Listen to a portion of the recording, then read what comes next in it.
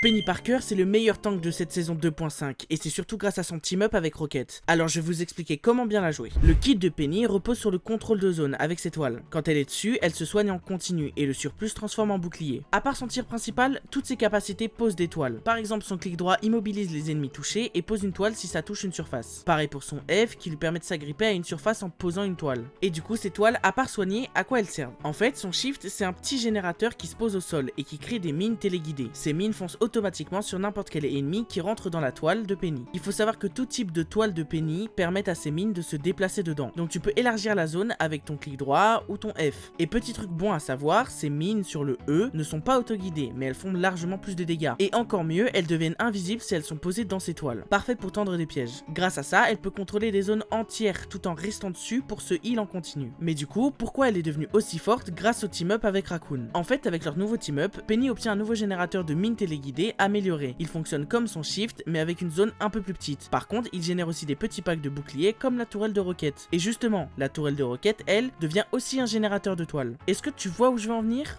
En fait, si tu mets ces trois dispositifs dans une même toile, ça va créer un champ de mines téléguidées. Et n'importe quel ennemi qui ose poser ses pieds dedans, il se fera dégommer par les mines. Même les tanks. Et aussi, sache qu'avec l'ulti de Penny, c'est encore pire. Elle se transforme elle-même en générateur de mines et elle laisse des toiles derrière elle. Et si ces toiles touchent celles autour des générateurs, les mines téléguidées la suivent. Ça booste la production de mines, donc clairement, tout ce qui rentre dans la zone meurt. C'est presque injouable en face. Mais du coup, comment contrer ça? Faut détruire les générateurs. Même s'ils sont cachés derrière un mur, il te faudra soit une Squirrel Girl dans ta team, soit un perso volant, parce que les persos volants ne touchent pas le sol, donc impossible de se faire toucher par les mines. Bref, j'espère que la vidéo t'a plu, oublie pas de t'abonner pour plus de contenu autour de Marvel Rivals.